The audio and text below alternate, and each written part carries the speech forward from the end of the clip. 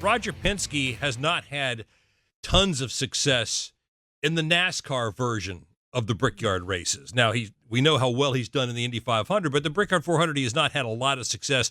We talked about the win that Keselowski has. But Ryan Blaney's coming in here pretty hot. He's got 2 wins. He's had some really good runs that haven't paid off in wins in between those 2 wins. Could this be a win for Mr. Penske at his home track? Not only his home track, the one he owns. I mean, you would think just by looking at how Blaney has ran recently, 2 wins, but it could have been E3 easily, to drop a fuel at Gateway, and he's in victory lane there. So 3 of the last 5 races could have been his to win. He looks really good right now. He looks like the driver who won the championship last year, and I think it speaks overall to what Ford has done. Ford has made huge strides. That's not too long ago. We were wondering if Ford was going to run a race. Like, what's going on with this new car? Why aren't they faster? Is Gibbs and Hendrick going to win every single week? And now Ford, in addition to what Penske's done, because, Logano's won a race, Cindric's won a race, RFK's running well, Ford looks like they've come to play. And if Pocono is an indication of who's going to be strong at Indianapolis, then Blaney is certainly on that short list of contenders. Why does Pocono become, Pete, a good precursor to what we'll see at Indianapolis? Well, based on what drivers and crew chiefs have told us on Sirius XM NASCAR Radio, Brett, is that the layouts are somewhat the same. Obviously, the 3 corners of Pocono, not the same, but the way the track is, the banking, the long straightaways, and those kinds of things. And remember, before we went to the road course, it seemed like the schedule was always, we went to Pocono for the second race there when we were going there 2 times, and then to the Brickyard 400. So it does seem like that's a good way to get yourself prepared.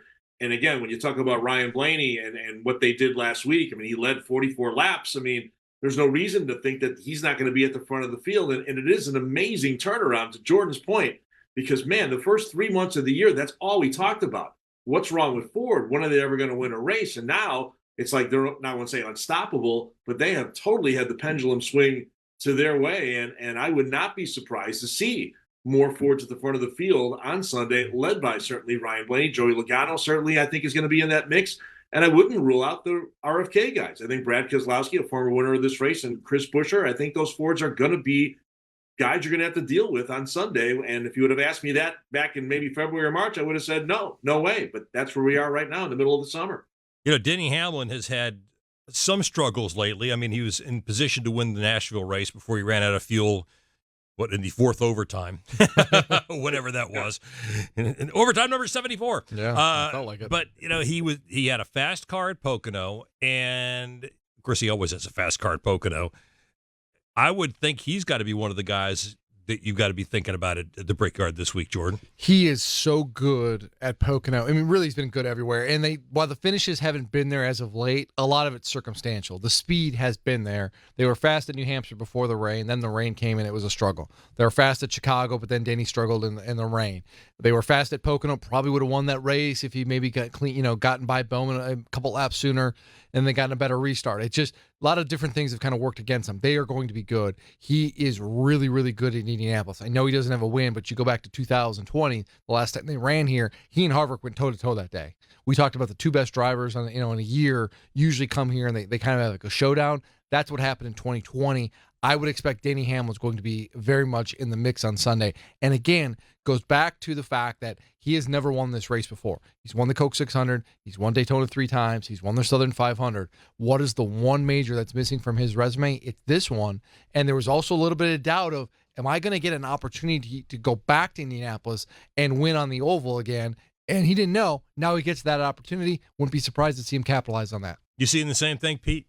I do. The only fly in the ointment there, though, obviously the last few finishes to Denny's point or to Jordan's point, there's been some circumstances there out of his control. But that engine that went south on him early at Sonoma, you had Ty Gibbs have an engine go south on him in Pocono.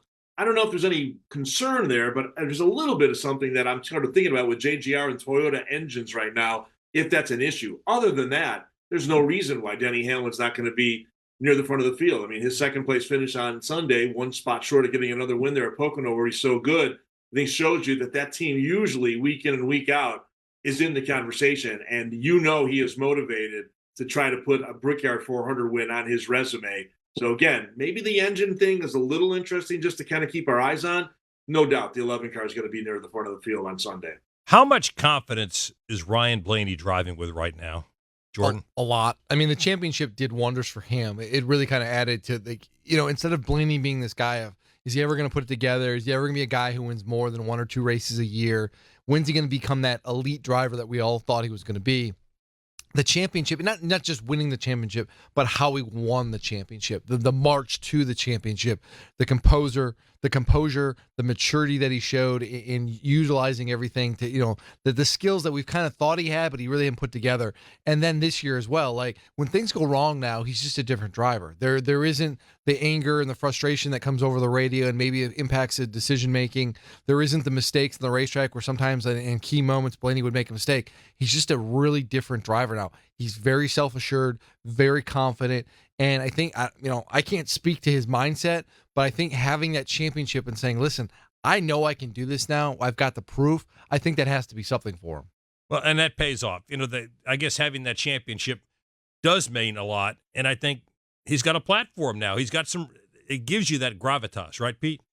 Yeah, well, he's got that Jedi Master feel, right? That's what Ryan Blaney has right now. But think about it, guys. Remember last year he won the Coke 600, and we didn't hear from him for the rest of the regular season. Yeah. He got when it matters the most, and that's right now in the playoffs. Kind of feels the same way. Had a lot of trouble early in the year. We talked about earlier what's wrong with Ford, what's wrong with Blaney, what's wrong with Penske. Now all of a sudden, again, he could have easily won Gateway had they had that strategy figured out with the fuel, and it feels like back to where we were last year. The confidence is certainly there. Jonathan Hassler, I think, is right kind of in the team photo right now of a good crew chief that can kind of play those strategy games, sort of in the Paul Wolf kind of category there, his teammate there with Joey Logano. All those things are hitting on all cylinders right now. And I think Blaney's going to have a really good end of this playoff, or end of this regular season, I should say, through the summer and going into the playoffs this year.